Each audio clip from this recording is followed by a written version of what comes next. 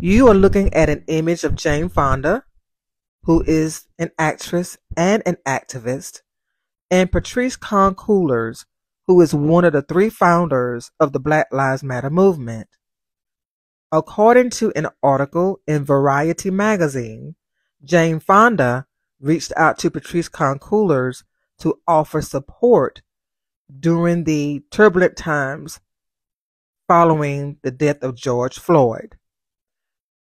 She reached out to Patrisse Cullors to let her know that she had experience working with Black activists because she worked with the Black Panthers in the 1960s. So she wanted to lend her support.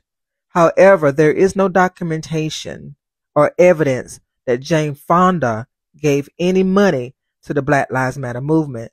She just wanted to show support.